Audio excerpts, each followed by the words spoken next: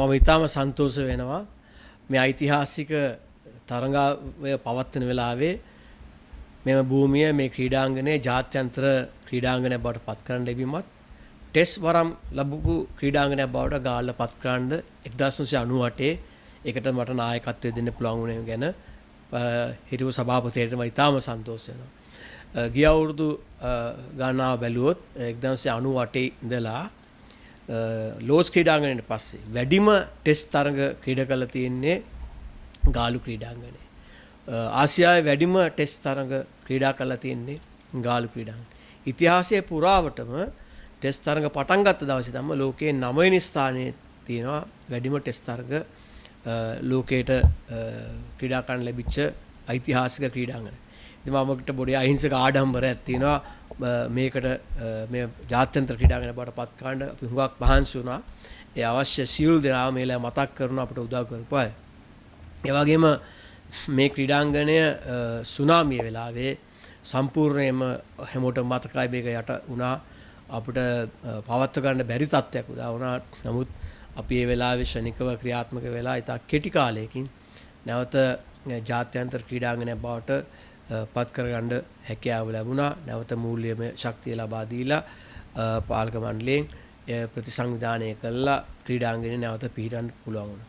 ඒ නිසා ගාල්ලු ක්‍රීඩාංගණය ලංකාව ඓතිහාසික වශයෙන් ඉතිහාසයට එකතු කරන වගේම විශාල වශයෙන් අපිට ජාත්‍යන්තර වශයෙන් එන විදේශිකයින් සංචාරකයින් ආදරය කරන තැනක් බවට පත් වෙලා තියෙනවා. ඉතින් මේකේ මුල්දී අපිට එකතු වෙච්ච අය මතකයි අපි උත්සාහ කරේම ගාලු කොටු පවුර ඊටාම දිලිසෙන රාත්‍රියේ තරඟ කරන්න පුළුවන් ඊටාම සුන්දර මනෝරම් ස්ථානයක් බවට පත් කරලා ඒ වගේම කොළඹ ගාල්ල අතර ටෙස්ට් තරඟාවලිය සඳහා ඊටාම ඉහළ තලයේ තත්ත්වයකට පත් කරන්න පුළුවන් ක්‍රීඩාංගණයක් බවට පත් කරන්න. ඒකට විදේශිකයන් විශාල වශයෙන් ආකර්ෂණීය ස්ථානයක් කැමති තැනක්. හුඟක් අය ආසයි ගාලු ක්‍රීඩාංගණයේ ටෙස්ට් තරඟයක් බලන්න. ඒ වගේම අපිට හොඳ අත්දැකීම් ගන්නාවක් තියෙනවා. මුත්තය මුරලිදරන්ට කඩලු 800ක් ගන්න පුළුවන් වෙනවා. ෂේන් වෝන්ට කඩලු 500ක් ලබා ගන්න පුළුවන් වෙන ඒ ස්ථානයේ. ඒ වගේම ටෙස්ට් තරඟ ගණනාවක් විශාල ජයග්‍රහණ ගණනාවක මතකයන් තියෙනවා. සංගක්කා මහේල සනත් ජයසූරිය ඒ වගේම වනිදු හසරංගල මේ තරඟ බිමේ ක්‍රීඩාව ඉතාම ඉහළ තත්ත්වයට ක්‍රීඩා කරපු අය සමහර අය ආරම්භ කරේ ගාල්ලෙන් තමන්ගේ ජාත්‍යන්තර ක්‍රිකට් ජීවිතය. ඒ නිසා මේ ක්‍රීඩාංගණය එදා නගරයේ තිබිච්ච නගර සභා භූමියක තිබිච්ච ක්‍රීඩා ගණනාවක් ශ්‍රී පාක් එකක් මේක. නැත්තම් මේ හැන්දෑවේ සන්ධ්‍යා කාලයේ ගත කරන ස්ථානයක් මේක. ඒක ජාත්‍යන්තර ක්‍රීඩාංගණයක් බවට පත් කිරීමට අපිට තිබිච්ච උනන්දු උමනාව දර්ශනය ඒ වෙලාවේ දැකපු දේ අපි හුඟක් සන්තෝෂ වෙනවා. මම හිතාම සන්තෝෂ වෙනවා. ජාත්‍යන්තර ක්‍රීඩාංගණයක් කරන්න ලැබීම ගත්ත තීන්දුව අද සඵල වෙලා තිනවා. ඒකට විශාල ප්‍රතිචාරයක් ලැබලා තියෙනවා. මේක රටට ලොකු උතුම් දායාදයක් වෙලා තිනවා. ඒ නිසා බොහොම සන්තෝෂයි 50 වෙනි ටෙස්ට් තරගය ලංකාවේ පවත්වන වෙලාවේ අපේ ක්‍රීඩාංගණය, අපි හදපු ක්‍රීඩාංගණය, අපි වර්ධනය කරපු ක්‍රීඩාංගණය මේ විදිහට පැසසුමට ලක් වීම ගැන. ප්‍රබල කණ්ඩායමකට ඉන්දියාව ඒ අයගේ 600 වෙන ටෙස්ට් තරගය ක්‍රීඩා කරන මේ වෙලාවේ. ඒ වගේම ආසියාවේ ගත්තත් ජාත්‍යන්තර ක්‍රීඩාංගණයෙන් ගත්තත් හුඟක් ක්‍රීඩකයන්ගේ හැවුවොත් එහෙම තමන් කැමැතිම ටෙස්ට් ක්‍රීඩා කරන තුනක් නම් කරන්න කිව්වොත් නිරන්තරයෙන්ම අනිවාර්යයෙන්ම හොඳම ටෙස්ට් ක්‍රීඩා කරන්න කැමැතිම ක්‍රීඩාංගන හැටියට අනිවාර්යයෙන්ම නම් කරනවා හැම ක්‍රීඩකයෙක්ම ගාලු ටෙස්ට් ක්‍රීඩාංගන. ඉතින් ඒක අපිට ලොකු සන්තෝෂයක්, ගෞරවයක් රටට, ආඩම්බරයක්. ඒකට කොටස්කරුවන් වෙන්න ගැන අපි ඉතා වාසනාවන්තයි. ටෙස්ට් ක්‍රිකට් ක්‍රීඩාංගනයක පැවැත්ම තියෙන්න නම් එය නගරයක පැවැත්වීමේ අවශ්‍යතාවයක් තියෙනවා. මොකද පුරා දවස් 5ක් ක්‍රීඩා කරනකොට තරගයේ උණුසුම් තත්ත්වයන් ඇති වෙන්නේ වරින් වර. ඉතින් එතකොට ගොඩක් ඈත තැනක දැන් මම හිතනවා දඹුල්ල, පල්ලේ කැලේ, ප්‍රේමදාස ක්‍රීඩාංගන වලට තකහණියක් ටෙස්ට් තරග නැරඹීමට එන්න තියෙන ඉඩකඩ අඩුයි. අනිත් එක 25,000 30,000 ටෙස්ට් මැච් බලන්නේ නැහැ. ඒ නිසා SSC ක්‍රීඩාංගණයත් ගාලු ක්‍රීඩාංගණයත් ඊටාම උචිතයි.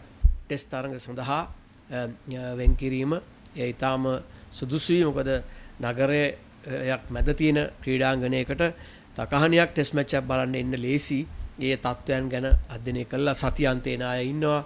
මම ගොක් අය තත්ත්වය උණුසුම් නම් බලන්න කැමති. දැන් සනත් ජයසූරිය 280ක් විතර ගහලදී 300 ගහනවා බලන්න ක්‍රීඩාංගණයේ සිල් දැන් එකතු වුණා. ඒ වගේ විශේෂ අවස්ථාවලදී නගරයක බස් එකක් තියෙන කෝච්චියක් තියෙන ආශ්‍රිත නගරා බදව තියෙන ක්‍රීඩාංගණයක සාර්ථකත්වය වැඩි. ඉන්දියාව වගේ රටක් මේ වෙලාවේ ලංකාවට ඇවිල්ලා ටෙස්ට් තරගයක් ගාල්ලේ ක්‍රීඩා කරනවා කියන එක අපිට විශාල වාසියක්.